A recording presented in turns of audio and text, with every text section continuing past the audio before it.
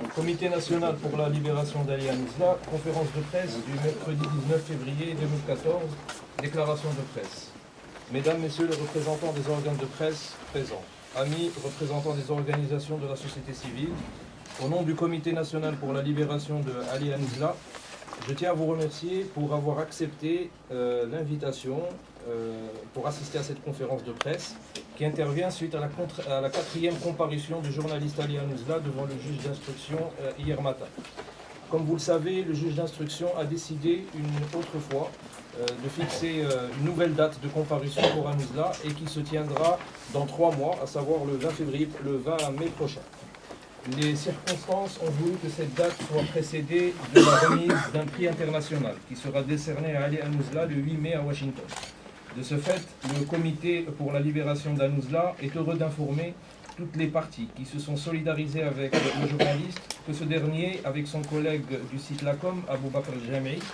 ont tous les deux reçu hier le prix Leader pour la démocratie décerné par l'Institut américain Projet pour la démocratie dans le Moyen-Orient. En effet, le conseil d'administration de cet institut a décidé de décerner à Ali Hannouzla et Abou Bakr Jamei le prix Leader pour la démocratie dans le cadre de la 6e cérémonie d'hommage annuelle qui se tiendra le jeudi 8 mai 2014 dans la capitale américaine Washington. À ce titre, l'Institut a affirmé que cette récompense est une reconnaissance pour l'effort distingué et courageux mené par les 2 journalistes dans le domaine de la presse libre au Maroc. L'Institut POMED est une organisation à but non lucratif et non partisane qui vise à renforcer la démocratie dans la région du Moyen-Orient. Chaque année, l'Institut rend hommage à un certain nombre de personnalités qui contribuent à renforcer la voie démocratique dans leur pays. Le conseil d'administration se compose des présidents d'instituts, d'académiciens et d'universitaires des universités de George Washington, Stanford et Harvard. C'est ainsi que des journalistes sont honorés par des organisations universelles alors qu'ils sont humiliés et assiégés au Maroc. Nous félicitons donc Ali et Abou Bakr et leur souhaitons encore plus de succès et de triomphe.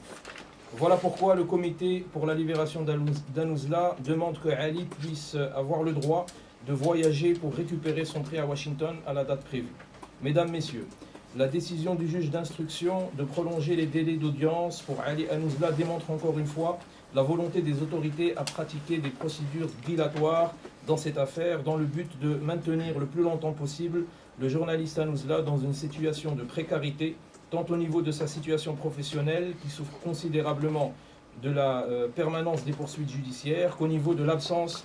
des conditions minimum pour l'accomplissement de son travail de journaliste, de manière sérieuse, comme il nous avait accoutumé par le passé. S'ajoute à cela la précarité au niveau financier qui se matérialise dans l'absence de ressources pour l'intéressé depuis son incarcération et la suspension du site Lacom ainsi que la saisie de ses biens. Pour rappel, la garde à vue d'Ali chez la BNPJ dans le cadre de la détention préventive sur ordre du juge d'instruction et qui a été approuvée par le ministère public est considérée comme une violation flagrante des dispositions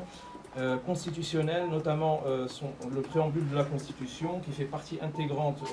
de la loi fondamentale marocaine et ses articles 24, 45, 47, 59, 60, 62, 63, 66, 67, 74, 80 et 59 et suivants. Ce qui confirme que ces violations et ces abus de pouvoir d'interprétation de la part du parquet et du juge d'instruction ainsi que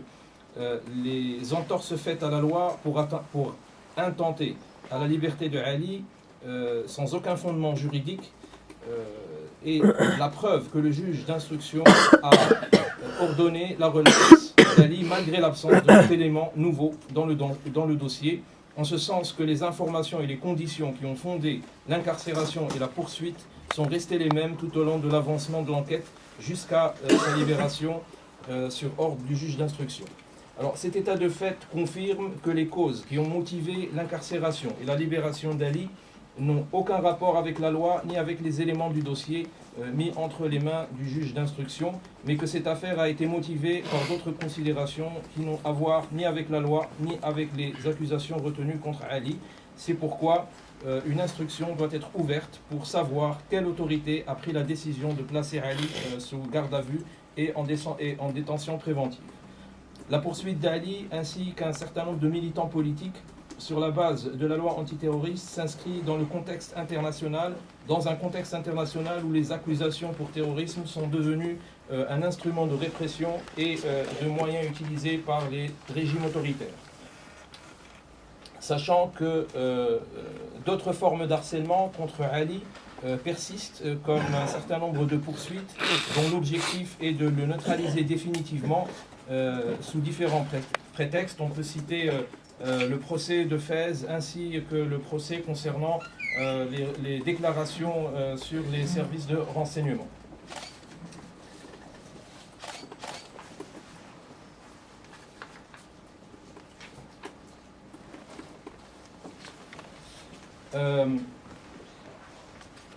La situation actuelle que connaît le site LACOM traduit une situation où l'État essaye de cibler ce site pour sa ligne éditoriale, car le site est devenu une source d'agacement pour le pouvoir en place. Le comité de soutien veut vous remercier en fait toutes les instances et toutes les organisations qui ont soutenu Ali tout au long de cette épreuve et considère donc le communiqué, le nouveau communiqué qui a été publié par les 40 organisations l'après-midi même lorsque Ali est passé devant le juge d'instruction comme un solide soutien à sa cause et en même temps enregistre le silence des autres organisations nationales de presse, les partis politiques, les associations qui, soi-disant, défendent les droits et les libertés des citoyens et des journalistes et qui n'ont dit aucun mot sur cette affaire.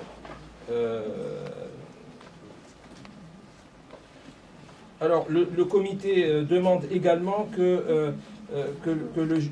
la justice ferme ce dossier une bonne fois pour toutes, car il n'y a rien qui légitime, qui justifie encore sa persistance au niveau judiciaire. Alors, voilà, je vais résumer les deux dernières pages en disant que finalement, donc Human Rights Watch et RSF, donc Reporters sans frontières,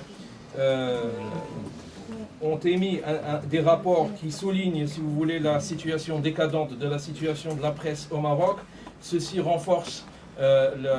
l'opinion aujourd'hui partagée chez les militants des droits de l'homme et aussi de la société civile qui a soutenu cette affaire pour dire qu'effectivement le dossier, enfin l'affaire Hanouzla s'inscrit justement dans cette guerre que mène l'État contre la liberté de pensée et d'expression. Le comité Ali Hanouzla